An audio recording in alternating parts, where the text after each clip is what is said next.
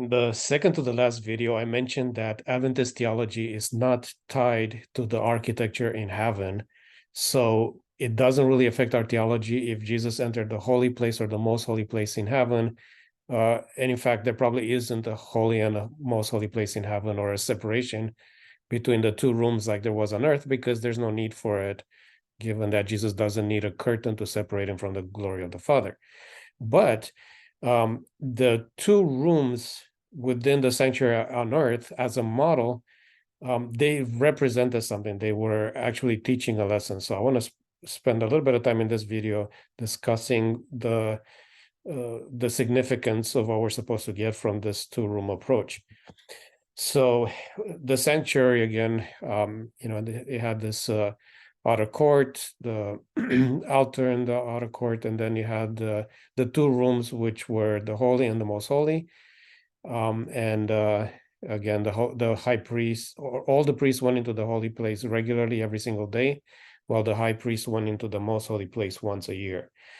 Now, what I propose is that the significance of this is that the two rooms are a way for God to show us that there's a separation between two different kinds of ministries. One ministry is the ministry of salvation, and one ministry is the ministry of judgment. So what that means is that when we come to God and want to accept Christ and want to receive that salvation, God's focus is primarily on saving us, and the judgment, the decision as to whether we're ultimately saved or not, is not something that happens during this process, but it's a very different ministry that happens at a different time, and it's separated from the ministry of salvation. And I think one of the main reasons for this two-room model is to get that lesson across. So in order to understand this, let's go back to something we covered in the previous video that has to do with the different methods of salvation.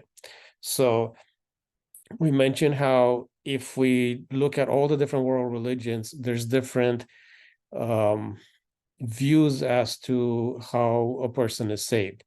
There's some religions like Buddhism, and obviously people that don't believe in God, like atheists, who don't believe we're lost to begin with. So there's no need for salvation. Buddhists believe that we're just growing and progressing and becoming more and more enlightened, but there isn't something that we need to be saved from.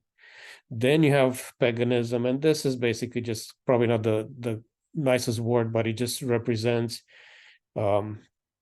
groups that have a different view than the Christian view of salvation, which is basically by works. So essentially, you did something bad, you have to do something good to offset it, or you got to do nice things or good things or rituals or sacrifices in order to appease the gods and so on. So that system is a system of salvation by works. Then in Catholicism, you have a combination of faith and works. So obviously Christ died for us, so his sacrifice covers and forgives, but there's also certain things that we have to do to be able to qualify to be saved. So there's kind of a combination there. Then on the other side of Protestantism, you have universalism that basically just says everybody's saved, so it's all grace. But Protestantism has taken kind of a unique position because it says that we're saved by grace through faith. And the reason it's through faith is because Protestantism denies the universalist idea that everybody's saved.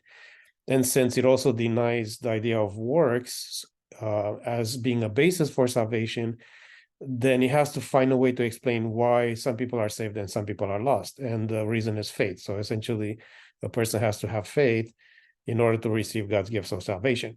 And basically, when Protestantism took this specific position, it kind of pushed itself into a logical corner, and there was a limited number of possibilities you had to work with. And the three options that people have come up with since the Reformation has been Calvinism, once saved, always saved, and Arminianism. So Calvinism just says, well, the way God differentiates between the good and the bad, if it's not by works, is because God predestines people to be saved and people to be lost. So it's completely out of our hands. It's just a decision God makes. And some people are saved, some people are lost, and that's it. Now, Arminianism reacted to this and said, no, because that puts God in a bad situation because it makes it unfair. Why would God just randomly pick some people to be saved and some people to be lost? So instead, Arminianism said that the choice to accept the gift of salvation, it's not itself a work. So a person is offered salvation freely, and they can choose to accept it or they can choose to reject it, but that is not a work in itself. They're not doing anything to earn their salvation. It's just accepting something that God did. Now, the Arminian side of this debate over time ended up splitting in two. And there was one group, the ones that always say people, that said, well, yeah, there is a choice to accept God's gift of salvation, but once you've accepted it, you cannot change your mind anymore. Or even if you do change your mind, God is not going to take that into consideration. So if you accept the salvation and you're saved, then that's it. You're done, and you're going to be saved no matter what. If you accepted Christ, you could turn away from Christ later and rebel and do whatever you want. You're still going to be saved. And this is also a way to avoid works, because they say, well, other Armenians, because it's possible to lose your salvation, the losing of the salvation part seems like it's going to be by works. I mean, you're initially saved by grace, but because you have to hold on to your salvation, that seems like it requires works. And then Armenians came back and said, no, that's not works either. It's just a matter of maintaining that initial choice all the way through to the end of your life. So if a person chose Christ and then later changed their mind, they're lost. But if they chose Christ and they persisted in that choice all the way to the end, then they're saved. So these were the possibilities here. But within this Armenian group, there's this element that a person can change their minds over time. Now, again, I use this illustration in my previous video as well, that you have, if you can picture two light switches, and if both switches are off, you have predestination, or you don't have free will. And then if both switches are on, you have free will everywhere. Or let me say it this way. The first switch is your initial free will, whether you accept Christ, whenever you hear the gospel and you accept Christ. If you have a choice there, then we turn on that switch. That means you do have free will. But then if you have a choice later to turn away, we turn on the second switch. That means you have free will to turn away. That represents Arminianism. So Arminianism, both switches are off, both at the beginning and at the end of your life. You can turn those. If you keep those switches on, that's Arminianism. If you turn on the first switch but turn off the second switch, so you don't have the ability to reject salvations once you accepted it, that's once saved, always saved. And if you turn off both switches and you don't have free will in either case, then that's Calvinism. So that's just kind of an illustration to explain the difference between these three groups. Okay, so this final group has this possibility of coming to Christ and then turning away from Christ. But this idea of the two rooms, this two-room model, shows that these two elements, the part where God is working to save somebody and the part where God judges to determine whether they ultimately are saved or not, they're separated into two different categories or two different kinds of ministries, and they're actually separated in time. They happen at a very different time, and they happen after the person died. And the easiest way for me to prove this within the Adventist context is to say, okay, here's Mr. Joe, and Mr. Joe was born in 1000 AD, and he lived, 80 years, and he died in 1080 AD. Throughout his life, he accepted Christ, and he was a faithful Christian for some 20 years, and then he had a falling away. Okay, so the question is, what is God doing with that falling away? Is he judging him at that moment in time when he started falling away from Christ? Or how is God relating to that? And the answer is, God is not judging him then, because the judgment doesn't start until 1,000 years almost in the future in 1844. So the judgment ministry element of this whole process, it's out in the future, and it's easier for us to understand it when we think about people that lived a long time ago, because for them, obviously, the judgment was a future event. So at this point in time, Joe is 40 years old right now. He's got 40 more years to live. He has had like a falling away, and he's discouraged and he's feeling lost. how is God relating to this person at this point in time? Well, God's entire attention is on saving him and restoring him. The judgment ministry doesn't happen now. It doesn't start now. It doesn't start for 100,000 years. It happens after the person died. Okay. So basically, during the person's lifetime, God is focused on doing whatever needs to be done to save him and to help him to persevere in that initial choice. And after they die, at some point in the future, their case is taken up to determine what is their ultimate decision. But this judgment element does not happen at the same time as the salvation element. For the duration of time that this person has a chance to be restored, God's entire attention is on trying to bring them back. Okay, so some people might say, well, what about the people that lived after 1844? And the answer is, well, obviously, if everybody previous to that was judged after they die, then that same thing will apply for people after 1844. So wherever we are at this point in time, God is not working to judge us right now. At some point in the future, when we die, then we're going to be taken up in the judgment to see what our ultimate choice was. But it's not like at this moment in time, if we're struggling or if we have problems or if we're falling away or discouraged, that God is there judging us. So it's a significant concept that helps us to navigate those moments of discouragement, which everybody has at some point as they go through their life.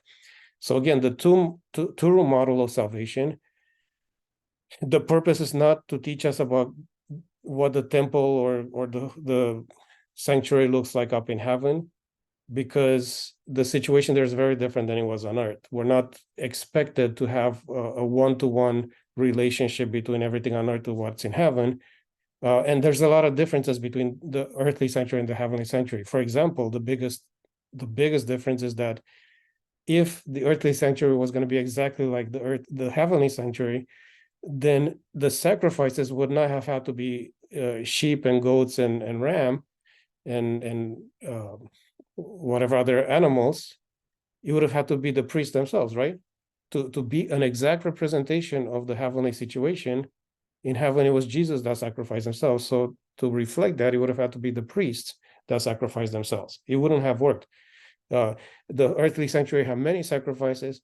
The heavenly sanctuary has just one sacrifice. It's not a one-to-one relationship. We're not saying that everything on earth is replicated exactly as it is in heaven.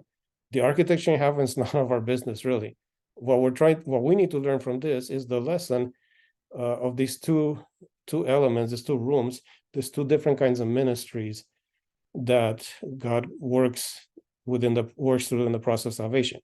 So the two rooms separate salvation from judgment. They provide a high level of assurance of salvation because we're not constantly being judged every time we make a mistake. God's entire attention is on saving us. Not just this, but this is a covenant process. So basically, when we come to Christ, God commits himself to doing everything in his power to help us to persevere all the way to the end. And besides this, just like in the Old Testament sanctuary, the priests were constantly going in and out, and they were constantly interceding on behalf of the people. We have a working priesthood in heaven, which includes Jesus, includes all the angels and all heavenly beings that are constantly working to help us through the salvation process. So we have everything at our side to get us through and to help us to stay committed and to maintain that initial decision all the way to the end, which is something that is necessary because of this Armenian approach that rejects predestination and rejects once saved, always saved.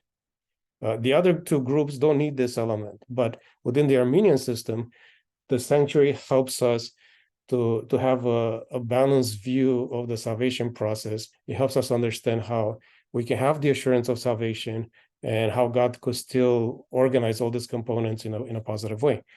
So this passage is in scripture, like, let us therefore come boldly unto the throne of grace that we may obtain mercy and find grace to help in time of need. A lot of times, the tendency is when you're in need, that's when you least feel like approaching the throne of grace because you think, well, maybe God is judging me for my sin. But he's not judging us because judgment happens in the future after we're dead. At that point in time, everything that, like, God's entire focus, Christ's entire focus is on saving us. another very popular passage. Therefore, he is able to save us to the uttermost who come unto God by him, seeing he ever lives to make intercession for us. So it's not just that Jesus did this one-time thing on the cross for us. He ever lives to continue his intercession and continue to work on our behalf to help us get through to the end. So the concept of the sanctuary, it's a tool that we were given to help us understand how God works towards our salvation. It's not meant to teach us about how buildings look up, what the building is like in heaven, if there even is a building, or how any of that stuff is not really any of our business. How things look and interact up in heaven in terms of like there's a room here and a room there, and Jesus went up into this room, but he didn't go into that room. None of that stuff matters. The whole debate is pointless. It is supposed to help us to understand the mechanics of salvation for us, for our own personal experiences, so we can navigate these things and understand how God relates to us as Christians, even when we make a mistake.